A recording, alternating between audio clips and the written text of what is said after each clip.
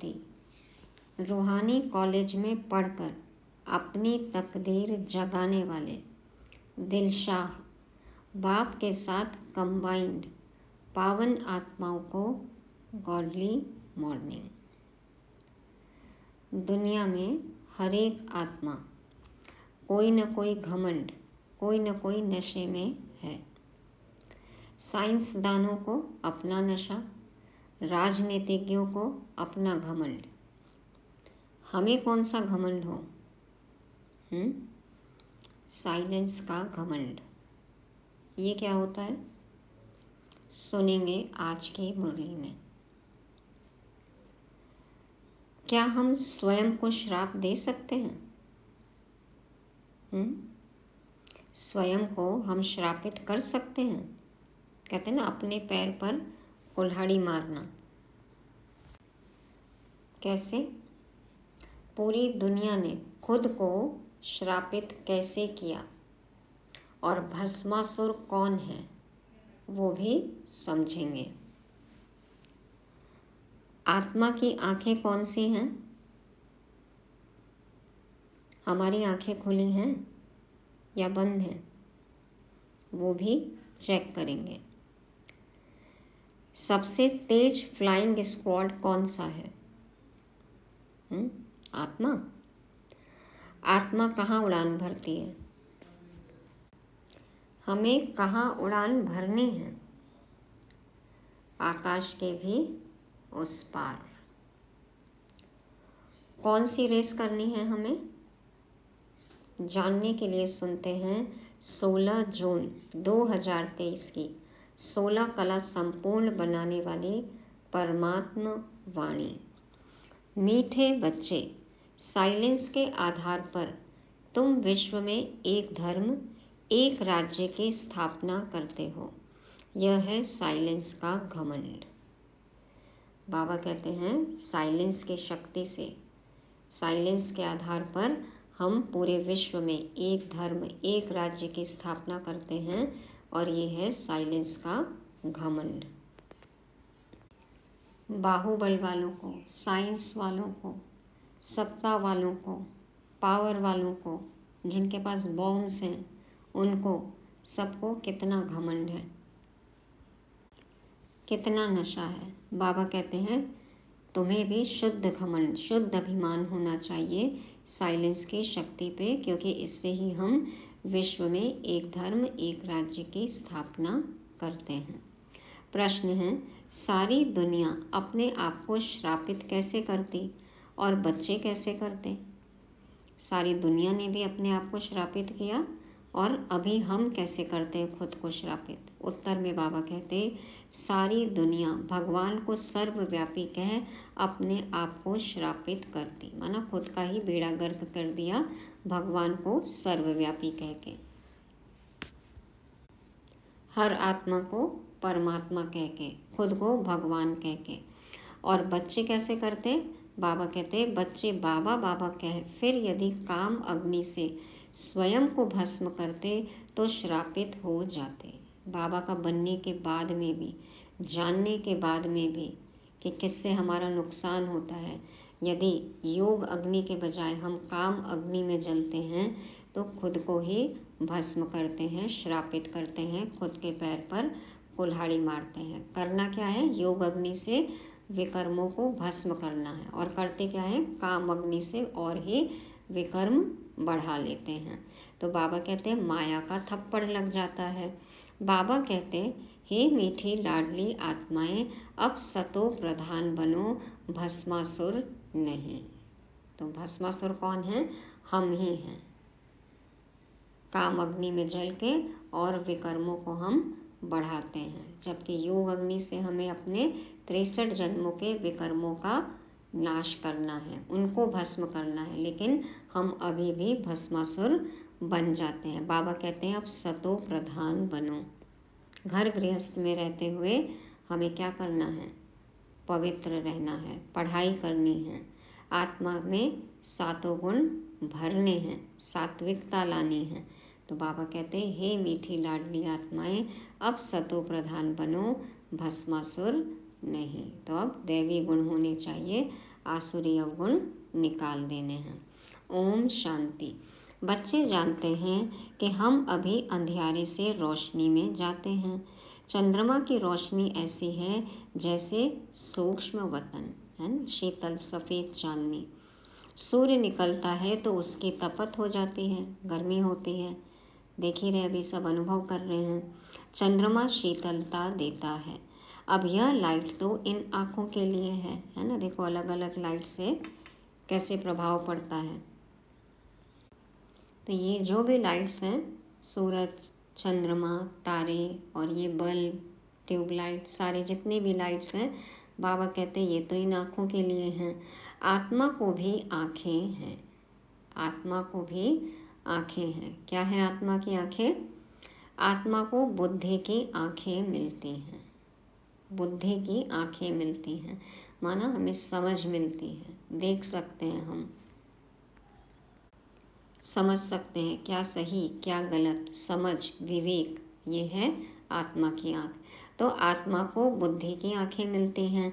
आत्मा जानती है, बरोबर अभी बेहद के बाप को भी जानते हैं, और इन आँखों से ब्रह्मा रथ जिसमें शिव बाबा प्रवेश करते हैं उनको भी जानते हैं। तो साकार भी अनुभव करते हैं और निराकार भी अनुभव करते हैं हम। तो बाबा कहते हैं तुम बच्चों को पहचान हुई है। यह पहचान तब होती है जबकि सम्मुख मिला जाता है। सामने देखते हैं ना, खुद का अनुभव है ये, कहीं से सुना या पढ़ा हुआ नहीं है। नंदीगण, भागीरथ भी कहते हैं। नंदीगण हमेशा बैल को दिखाते हैं, भागीरथ फिर मनुष्य को दिखाते हैं। एक शंकर का चित्र दिखाते हैं, समझते हैं उनसे गंगा आई। अब पानी की गंगा तो है नहीं, अभी तुम ये जान गए हो। अभी तुम ब्राह्मणों को सभी शास्त्रों आदि का ज्ञान है। बाबा ने सबका सार हमें सुना दिया है।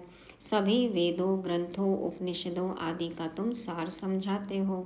कई बच्चियां हैं जिन्होंने कभी कोई शास्त्र आदि पढ़ा और सुना ही नहीं है, बैकग्राउंड ही नहीं है, पता ही नहीं है।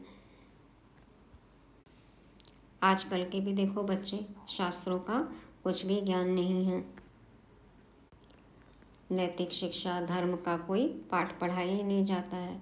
तो बाबा कहते हैं कई बच्चियां हैं जिन्होंने कभी कोई शास्त्र आदि पढ़ा और सुना ही नहीं है, परंतु सब वेदों शास्त्रों के सार को समझ रही हैं। चलो नहीं पढ़ा तो बहुत अच्छा, डायरेक्ट सच्ची सच्ची गीता सुन रहे हैं।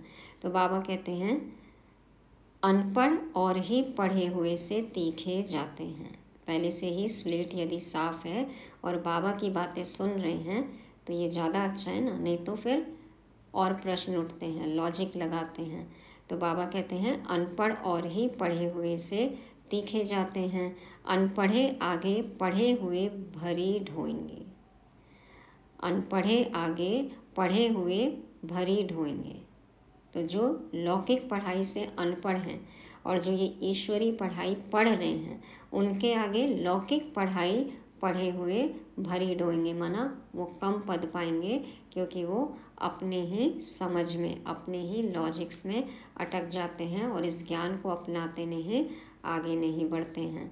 तो बाबा कहते हैं नहीं, तो अनपढ़े पढ़े के आगे भरी ढोते हैं। और लौकिक में क्या है कि जो ज़्यादा पढ़ा लिखा रहता है वो ऊंचे पद पे रहता है और कम पढ़ा लिखा छोटे पद पे रहता है। तो यहाँ यह वंडर है ना, यहाँ देखो बिल्कुल उलट फेर है। तो बाबा कहते हैं यहाँ यह वंडर है ना, कुछ नहीं पढ़े हुए सब वेद शास्त्रों, धर्मों, भक्ति मार्ग के कर्म कांडों को जानते हैं। क्योंकि क्या क्या होता है बाबा ने हमें बता दिया, और फिर उसका अर्थ क्या है और उसका रिजल्ट क्या है, उससे मिला क्या, खोया क्या, पाया क्या, सब कुछ बाबा ने बता दिया। तो बाबा कहते हैं कुछ नहीं पढ़े हुए सब वेद शास्त्रों, धर्मों, भक्ति मार्ग के कर्म कांडों को जानते हैं। मनुष्य वानप्रस्थ अवस्था में ही गुरु करते हैं, फिर वह बैठ उन्हों को शास्त्र आदि सुनाते हैं। वैसे भी एक उम्र के बाद कहते हैं फिर धर्म करेंगे, अभी धर्म करने की उम्र ही है क्या, ऐसे कहते हैं। तो बाबा कहते हैं वानप्रस्थ अवस्था में ही गुरु करते हैं। वे समझते हैं इनसे परमात्मा के पास जाने का रास्ता मिलता है। कहते हैं ना अभी तो जीवन जी ले, बाद में देखेंगे। जैसे कोई पहाड़ी है, कहाँ से भी ऊपर चढ़कर जाना है, परंतु ऐसे तो है नहीं। तुम जो कुछ नहीं जानते थे अभी सब कुछ जान गए हो। तो कोई पहाड़ी है क्या? पहाड़ी के ऊपर है परमात्मा। मिलेंगे ऊंचे जगह जाके। देखो कैसे ऊंचे ऊंचे स्थानों पे मंदिर बनाते हैं, पर अर्थ क्या है? ऊंची स्थिति में। जब तक हम ऊंची अव्यक्त स्थिति में नहीं जाएंगे, व्यक्त से परे नहीं होंगे, परमात्मा को नहीं पा सकते। तो कोई पहाड़ पे चढ़ के जाने की तो बात है नहीं। बाबा कहते तुम जो कुछ नहीं जानते थे अभी सब कुछ जान गए हो। कुमारियों द्वारा ही परमपिता परमात्मा ने भीष्म पितामह आदि को ज्ञान बाण मरवाए हैं। तो सभी साधु सन्यासियों को भी ब्रह्मा कुमारी से बताएंगी। बाबा कहते हैं कुछ भी नहीं पता था ना, सृष्टि का आदि मध्य अंत देखो अब हम जान गए हैं। दुनिया इन बातों को नहीं जानती। जगत अम्बा सरस्वती कुमारी है ना। बड़े बड़े पंडित सरस्वती सरनेम रखाते हैं, थोड़ा बहुत पढ़ लिए तो देखो टाइटल ले लेते हैं। वास्तव में ज्ञान सागर से निकली हुई ज्ञान सरस्वती है मम्मा। बरोबर अभी कन्याओं में ताकत जास्ती आती है क्योंकि वह उल्टी सीढ़ी नहीं चढ़ी है। पवित्र है ना कन्याएं, अपवित्रता की सीढ़ी उल्टी नहीं चढ़ी है। पुरुष जब शादी करता है तो स्त्री में मोह चला जाता है, फिर माँ बाप आदि सबसे मोह निकल स्त्री के मुरीद बन जाते हैं। फिर माँ बाप को भूल जाते हैं, मोह खत्म हो जाता माँ बाप से, स्त्री के गुलाम बन जाते हैं। फिर बच्चे पैदा करते हैं तो उनमें मोह चला जाता है। अभी तुम सबसे नष्टो मोहा बनते हो। बाबा कहते हैं हमें खुद को चेक करना है कि हम सबसे नष्टो मोहा बने हैं। अपने को आत्मा निश्चय करते हो। आत्मा का योग है बाप से, योग अर्थात याद। तुम्हारी बात ही निराली होती है ना। हमारी बात तो निराली है। हम आत्मा देखो परमात्मा से डायरेक्ट कनेक्शन, भगवान हमारा साथी है, तो हमारी तो बात ही निराली है। कन्याएं तो पवित्र होती हैं, वह तीर्थ आदि नहीं करती क्योंकि है ही पवित्र। कहते हैं ना कि जो जितने कुकर्म करता है, अधर्म करता है, वही धर्म के काम ज़्यादा करता है। जो जितना पाप करता है वही ज़्यादा धर्म करता है, ऐसे कहते हैं लौकिक में। और कई लोग फिर इसलिए धर्म नहीं करते, कहते हैं हमने कोई पाप ही नहीं किया है। तो बाबा कहते हैं कि वह तीर्थ आदि नहीं करती क्योंकि है ही पवित्र। मनुष्य तीर्थों पर जाते हैं पाप काटने, समझते हैं गंगा पतित पावनी है। पतित पावन तो एक होना चाहिए ना। गंगा पतित पावनी है तो फिर वहाँ क्यों जाते हैं? वहाँ देखने जाते हैं। कहते हैं तीर मारा फिर गंगा निकली। अब गंगा तो सब जगह बह रही है, तो पर्टिकुलर कोई तीर्थ स्थान पे क्यों जाते हैं?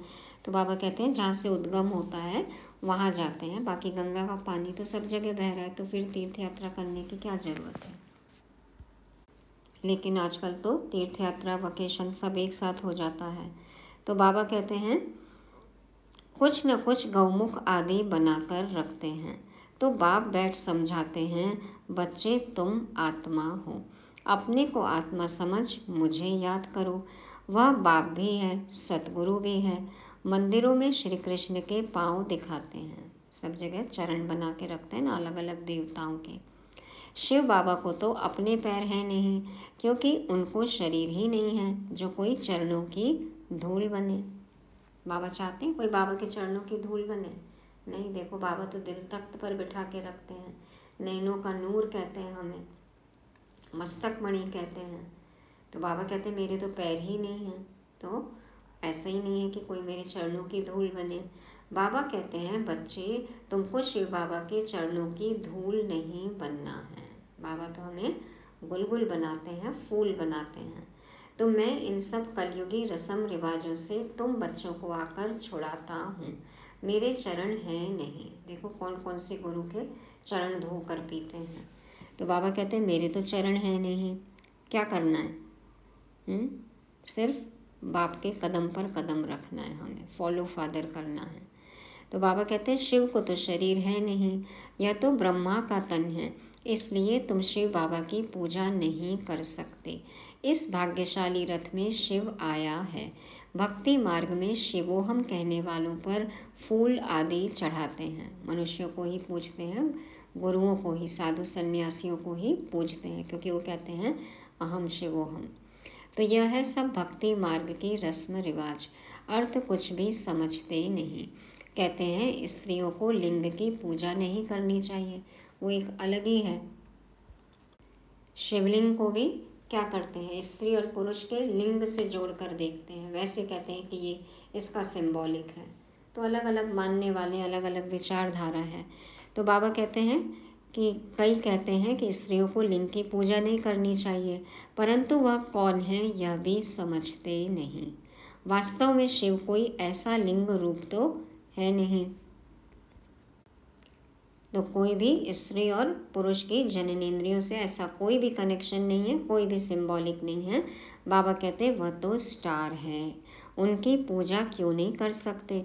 शिव माना ही है परमपिता परमात्मा कल्याणकारी।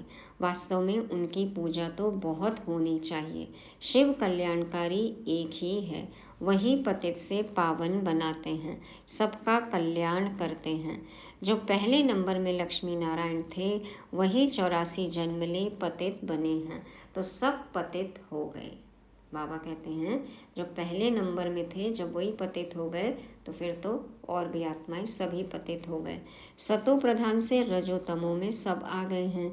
सबका कल्याण करने वाला एक ही बाप ठहरा। जब सब पतित हो जाते हैं तब पतित पावन बाप आते हैं।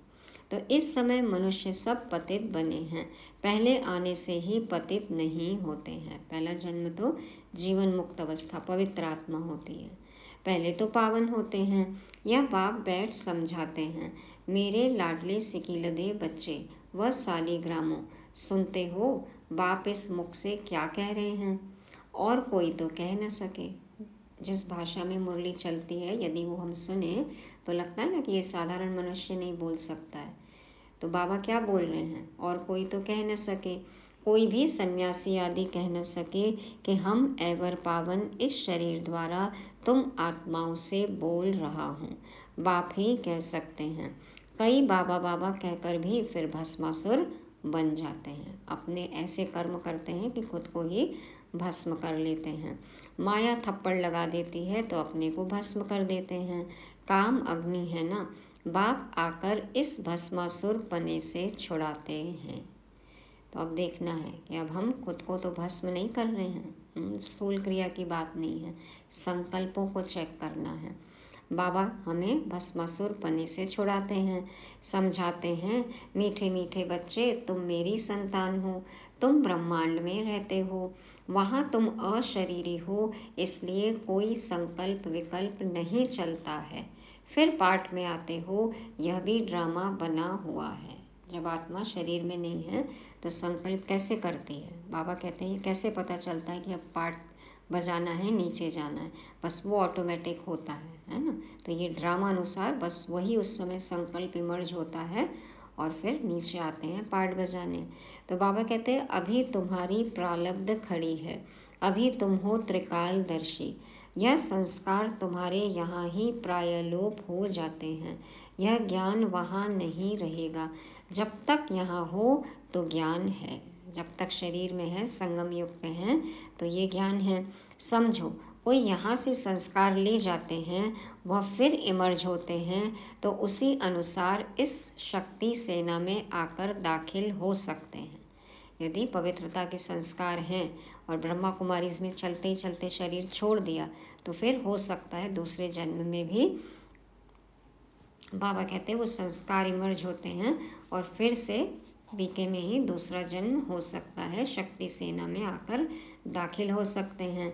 जैसे लड़ाई वालों का मिसाल बाबा हमेशा बोलते हैं ना, जो सैनिक होते हैं वो युद्ध में यदि मारे जाते हैं तो फिर जब पैदा होते हैं तो वो छोटे बच्चे को पूछो बड़े होकर क्या बनेंगे, तो कहते हैं ना हम देश की रक्षा करेंगे। तो वो संस्कार होते हैं।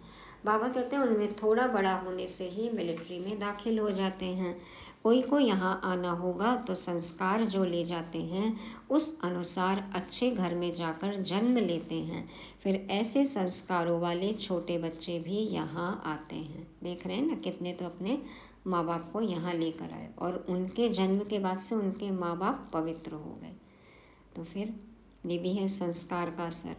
बाबा कहते हैं फिर स्वर्ग में नया जन्म लेंगे तो यहाँ के संस्कार खत्म हो जाएंगे, फिर राजधानी के संस्कार आएंगे प्रारब्ध भोगने के लिए।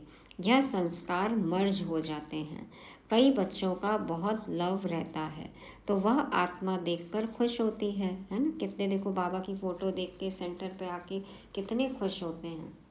तो जिसने जितनी पढ़ाई की है, जिस लेवल में पुरुषार्थ किया है, कैसे शरीर छोड़ा, कितना संस्कार अपना बनाया, उस अनुसार से फिर जन्म होता है, वापस आते हैं। तो बाबा कहते हैं कई बच्चों का बहुत लव रहता है तो वह आत्मा देखकर खुश होती है, परंतु ऑर्गन्स छोटे होने कारण बोल नहीं सकते हैं। कई बच्चों को सेंटर पे आके बहुत ही अच्छा लगता है। बड़ा होने से संस्कार इमर्ज होते जाएंगे। बाप कितनी बातें समझाते हैं। देख ही रहे ना आजकल कितने छोटे बच्चे हैं जिनको टोली बहुत अच्छी लगती, शुरू से ही वो नॉनवेज नहीं खाते, अपने मम्मी पापा को सेंटर तक खींच के लाते हैं। तो बाबा कहते हैं बड़ा होने से संस्कार इमर्ज होते जाएंगे, बाप कितनी बातें समझाते हैं। तो ये सब तो अभी प्रैक्टिकल में हो रहा है। परम पिता परमात्मा है तो पिता से वर्षा जरूर मिलना चाहिए। वह है ही स्वर्ग का रचता, नर्क का रचता नहीं कहेंगे। तुम बच्चे जानते हो हम बाबा से स्वर्ग का वर्षा ले रहे हैं, कल्प पहले भी लिया था। इसी समय पर ही बेहद के बाप से बेहद सुख का वर्षा मिलता है।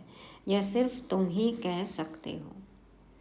जिसने अनुभव किया है वही कह सकता है कि हमको क्या मिल रहा है। यह है बिल्कुल नई बातें। तुम समझाते हो गीता है माई बाप, गीता है माई बाप, माँ बाप भी है और माई बाप, मेरा बाप भी है, मेरे बाप के द्वारा गाई हुई भी है। हाँ, तो बाबा कहते हैं तुम समझाते हो गीता है माई बाप, बाकी सब शास्त्र हैं उनके बाल बच्चे।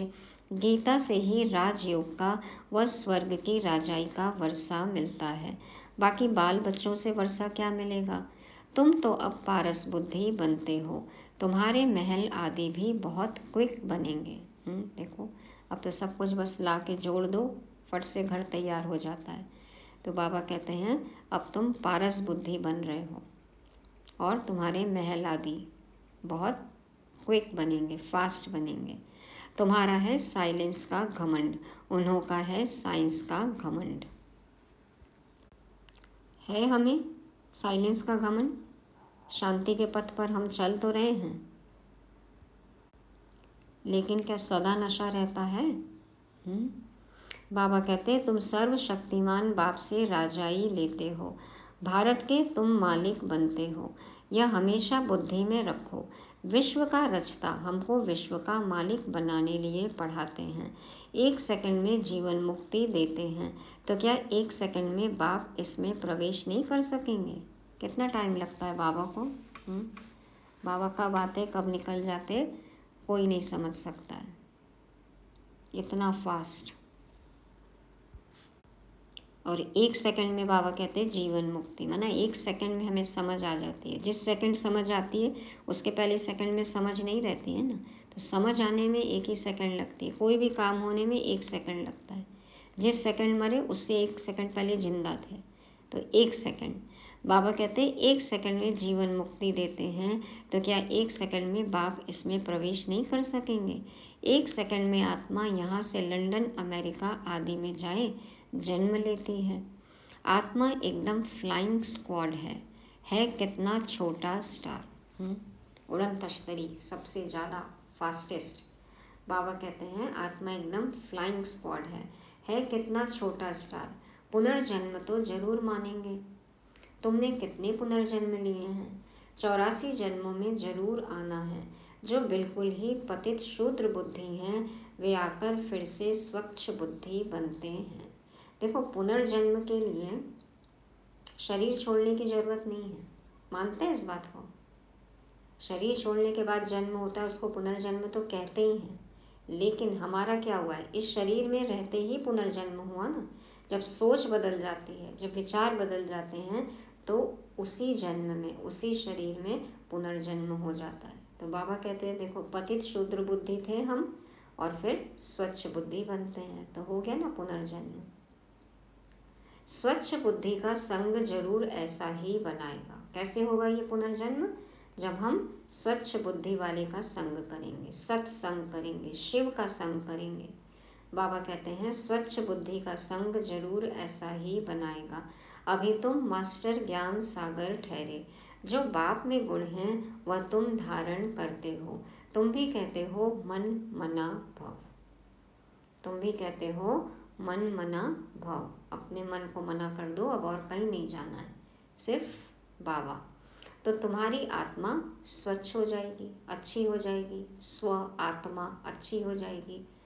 बाकी दिव्य दृष्टि की चाबी बाबा के पास ही है। बाकी तो जो करना है, आप अच्छे बन गए, साफ हो गए, उसके बाद तो फिर बाबा देखो आपको कैसे यूज करता है। तो बाकी दिव्य दृष्टि की चाबी बाबा के पास ही है। तुम मनुष्य से देवता बनते हो, इसलिए बच्चे को भी ताज दिखाते हैं। नहीं तो छोटे बच्चों को ताज नहीं होता, वह प्रिंस ही देखते हैं। माताएं साक्षात्कार में देखती हैं, हम जाकर महारानी बनेंगी। ज्ञान से भी समझ सकते हैं, अभी हमारी आत्मा पतित है। मुरली में जो जो पॉइंट्स आते हैं उससे हम चेक कर सकते हैं कि हम अभी भी पतित हैं या फिर पवित्र बन रहे हैं, या कितना मार्जिन बाकी है, कितना गैप है, कितना गैलअप करना है। तो बाबा कहते हैं ज्ञान से भी समझ सकते हैं, अभी हमारी आत्मा पतित है। मैं कारपेंटर हूँ, मैं गरीब हूँ, यह आत्मा बोलती है। अभी तुम जानते हो शिव बाबा द्वारा हम देवता बन रहे हैं। आत्मा ही पतित और पावन बनती है। अभी मैं आत्मा पतित हूँ तो शरीर भी ऐसे पतित है, खाद पड़ी है। ऐसे ऐसे अपने साथ बातें करते विचार सागर मंथन करते रहना चाहिए, तो फिर आदत पड़ जाएगी। खुद को चेक करें, खुद को देखें, क्योंकि पता है ना पहले क्या थे अभी क्या है। तो बाबा कहते हैं इस तरह से अपने साथ बातें करो, तो फिर विचार सागर मंथन करो, आदत पड़ जाएगी। विचार सागर मंथन तुम बच्चों को करना है। राइट क्या है, रॉन्ग क्या है, क्या है विचार सागर मंथन। कोई भी बात का या किसी का भी देखो हम कैसे पोस्टमार्टम करते हैं, है ना, तह तक जाते हैं, ऐसा वैसा, कितना, क्यों। यही तो है ना विचार सागर मंथन। जो लौकिक में करते आए उसको अब ज्ञान के पॉइंट्स में करना है। तो यही है विचार सागर मंथन। आता तो सबको है। बाबा कहते हैं अब क्या करना है, देखना है राइट क्या है, रॉन्ग क्या है। अपने को आत्मा निश्चय करना है। मैं ब्राह्मण हूँ, शरीर द्वारा आत्मा को ही बुलाते हैं। शरीर को क्यों नहीं बुलाते? खिलाते भी आत्मा को हैं। अच्छा, आत्मा कैसे खाएगी? ब्राह्मण के शरीर द्वारा खाएगी ना। स्त्री समझती है पति की आत्मा को बुलाया है। किसको स्त्री में प्यार होता है? जब उनकी आत्मा को बुलाते हैं तो समझते हैं अब इनको क्या सौगात दें। किसी को अपनी वाइफ से प्यार हो, उसकी आत्मा को बुलाए तो सोचते हैं क्या गिफ्ट दें। फिर उनको अंगूठी या फुल्ली पहना देते हैं, अंगूठी दे देते, नथ दे देते, कोई कुछ भी दे देगा, जिसको जो भी देना है, जिसकी जितनी श्रद्धा हो, जितना प्यार हो। तो है तो आत्मा, शरीर तो नहीं आ सकता। है तो आत्मा ना, शरीर तो नहीं आ सकता। वास्तव में आत्मा कोई आती भी नहीं है। बाबा कह रहे हैं आत्मा थोड़ी आएगी, वो आत्मा किसी शरीर में चली गई तो वहां से निकल के थोड़ी आएगी। यह सब ड्रामा में नूंद है, माना वो संस्कार उनके इमर्ज हो जाते हैं। तो यह भी एक खेल है। वह समझते हैं फलाना आया हुआ है, मैं उनको खिलाता हूँ। बड़े आदमी को धूमधाम से खिलाते हैं, यह रस्म रिवाज है। तो ये सब जिसके पास जितना पैसा है अपने अपने लेवल पर करते हैं। वास्तव में ब्राह्मणों को कोई नौकरी नहीं करनी है। बाबा कहते हैं ब्राह्मणों को नौकरी करने की जरूरत नहीं है। इसीलिए देखो जो कुक वंशावली हैं वो कई ब्राह्मण क्या करते हैं, सिर्फ दान दक्षिणा पे ही चलते हैं। परंतु आजकल पेट के लिए सब कुछ करते हैं। नहीं तो ब्राह्मण लोग अपने को बहुत ऊंच समझते हैं, परंतु वह है कुक वंशावली। तुम हो मुख वंशावली ब्राह्मण। हमें नौकरी करनी है, नहीं करनी? सरकारी नौकरी करनी है ना। रूहानी गवर्नमेंट की नौकरी करनी है, ये जॉब 24/7। तो बाबा कहते हैं तुम्हारी बहुत महिमा है, तुम अब समझ गए हो। हम सारे सृष्टि के आदि मध्य अंत की नॉलेज को जानते हैं, सिवाय एक बाप के और कोई को नॉलेजफुल नहीं कहेंगे। जिनको मनुष्य से देवता बनाते हैं उनको भी गोद जरूर चाहिए, क्योंकि यह है माता पिता। जिनको मनुष्य से देवता बनाते हैं उनको भी गोद जरूर चाहिए, क्योंकि यह है माता पिता। बाप आकर तुमको इन द्वारा रचते हैं। यह बातें और कोई की समझ में मुश्किल आती हैं। कितनी वंडरफुल बातें हैं। कहते हैं दिन प्रतिदिन तुमको गुह्य राज सुनाता हूँ। रोज की मुरली में कोई ना कोई मिनिमम एक पॉइंट तो ऐसा होगा जो पहली बार सुना है, क्योंकि भले ही मुरली सुनते आए इतनी बार रिपीट हो रही है, लेकिन खुद की अवस्था कैसी है, समझ कैसी है, तो उससे वो पॉइंट नए तरीके से समझ में आता है। तो बाबा कहते हैं कि दिन प्रतिदिन तुमको वही राज सुनाता हूँ, अंत तक यह नॉलेज धारण करनी है। ज्ञान तो सुन रहे, लेकिन फिर ज्ञान स्वरूप बनना है, धारणा मूर्त बनना है। पिछाड़ी में जाकर कर्मातीत अवस्था होगी। अब तो वो पिछाड़ी भी आ गई ना, खुद की पिछाड़ी कब आ जाएगी पता ही नहीं। इसलिए अब कोई भी कर्म करो उसके फल के प्रभाव में नहीं आना है। कर्मातीत अवस्था। 8 पास विद ऑनर होते हैं, बिना सजा खाए जाएंगे। मिलिट्री में मरते हैं तो उनको पूरा सम्मान देते हैं, कितने मेडल, कितने अवार्ड। यह सब पुरुषार्थ कर रहे हैं, कर्मातीत बनने की रेस है। सब पुरुषार्थी हैं, कौन पहले कर्मातीत बने, माना कौन पहले संपूर्ण बने, कौन अच्छी रीति योग लगाते और रुद्रमाला में जाते हैं। मम्मा बाबा तो प्रसिद्ध हैं, फिर हैं नंबरवार। पास विद ऑनर्स को फुल मार्क्स मिलते हैं। वह सजा आदि कुछ नहीं खाते हैं, उन्हों का मान बहुत है। बाबा के साथ वही ट्रिब्यूनल में बैठेंगे। अष्टरत्न हमेशा 9 रत्न गाए जाते हैं, 8 नहीं 4 की जोड़ी हो जाती, बाकी है एक बीच में बाप। 9 रत्न वह लोग तो अर्थ को नहीं समझते, 9 रत्न बना देते हैं, वो पहनते हैं अंगूठी पेंडेंट कुछ भी, बाबा कहते हैं उनको अर्थ नहीं पता। जिसने जो राय दी वो बना देते हैं। जैनी लोग कितना हठ योग करते हैं, बाल निकालते हैं, जब दीक्षा लेते हैं केश लोचन करते हैं, देखो राख लगाते हैं पहले बाल में और फिर केश लोचन करते हैं दीक्षा के समय। आंखों में एक भी आंसू आ गए तो दीक्षा जो है वो कैंसिल हो जाती है। तो बहुत कठिन है उनका, बाबा कहते हैं संन्यास जो दीक्षा लेते हैं। तो कितना हठ योग करते हैं, बाल निकालते हैं, यह तो हिंसा हो गई। वह संन्यास तो दुख देने वाला है, लेकिन वो समझते हैं जितना सहन करेंगे तो उतना कर्मों की निर्जरा होती है, माना विकर्म भस्म होते हैं। तो सबके अपनी अपनी राय है, समझ है, उस हिसाब से सारे धर्म चल रहे हैं। लेकिन बाबा कहते ये तो हिंसा हो गई, खुद के प्रति हिंसा है, और वो संन्यास तो दुख देने वाला है। तुमको तो कुछ भी नहीं करना पड़ता है, ये तो सबसे इजी है, देखो एकदम सहज राजयोग है, आसानी से एकदम राजा बनाने वाला, विश्व महाराजन बनाने वाला। बाबा तो कहते हैं तुमको कुछ भी नहीं करना है। कुछ नहीं करते यहाँ पर, क्या करना है, सिर्फ बाबा को याद करना है। छोड़ना क्या है, जो कचरा है उसको छोड़ना है, तो वे उसमें कुछ कचरा छोड़ने में क्या मेहनत है।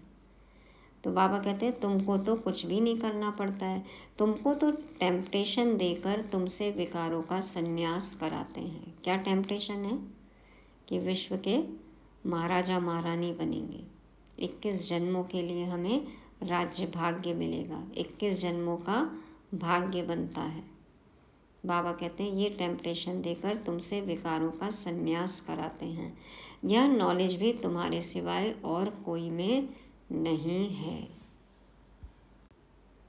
क्या यहाँ पे जो हम पुरुषार्थ कर रहे हैं या इस शांति के पथ पर चल रहे हैं, वो टेम्पटेशन से चल रहे हैं, टेम्पटेशन के लिए चल रहे हैं?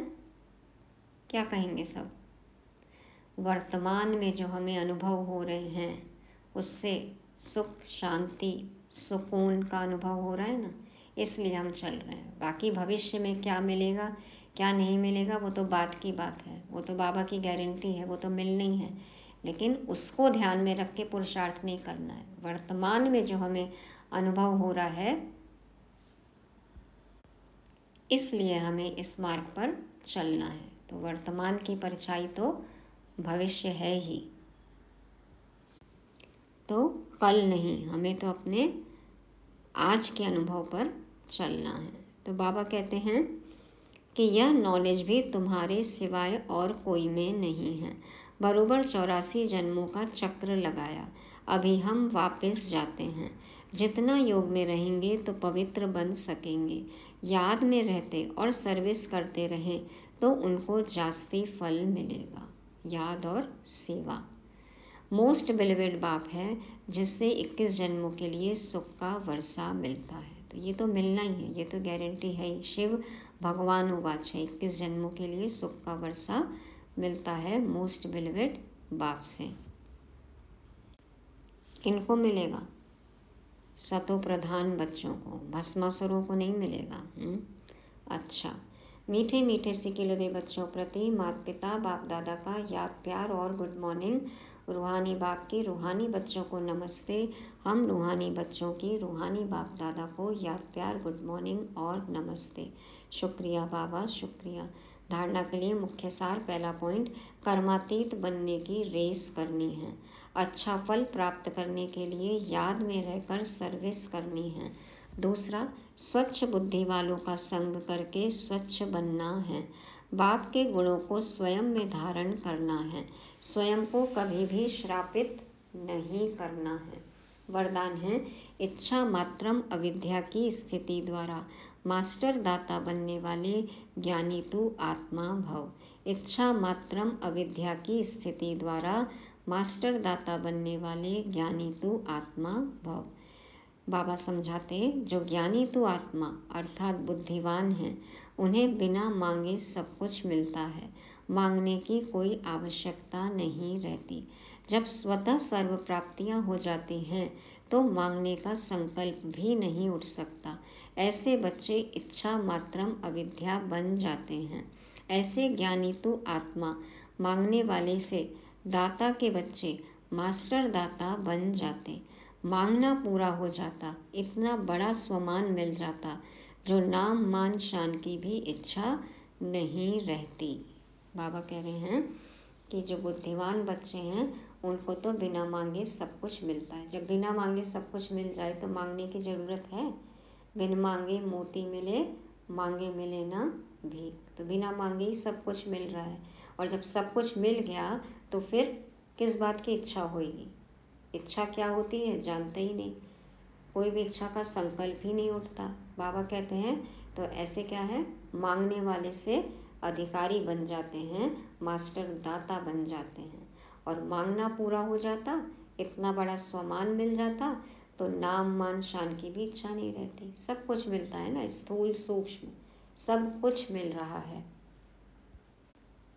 तो इच्छा क्या होती है पता ही नहीं है। इच्छा शब्द क्या है वो भी शब्दकोश में नहीं है। तो इच्छा मात्रम अविद्या। स्लोगन, अपने मन बुद्धि संस्कारों पर संपूर्ण राज्य करने वाले ही स्वराज्य अधिकारी हैं। अपने मन बुद्धि संस्कारों पर संपूर्ण राज्य करने वाले ही स्वराज्य अधिकारी हैं। अपनी स्थूल और सूक्ष्म कर्मेंद्रियों पर जो राज्य करते हैं, पूरा पूरा राज्य, वही स्वराज्य अधिकारी हैं। मैं आत्मा मालिक, कर्मेंद्रियां मेरी गुलाम। तो ये थी आज की साकार मुरली, जिसको रिवाइज करने के लिए पॉइंट्स हैं। पहला, साइलेंस का घमंड। तो साइलेंस का घमंड, शुद्ध नशा हो, शुद्ध अहंकार हो।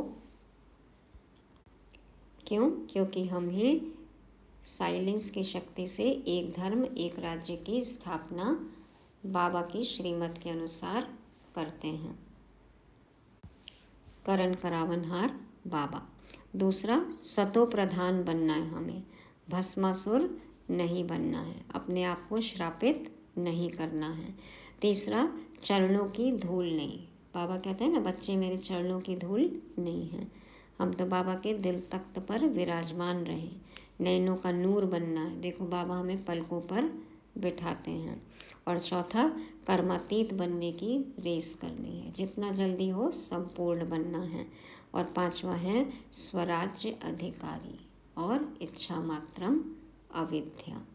ओम शांति।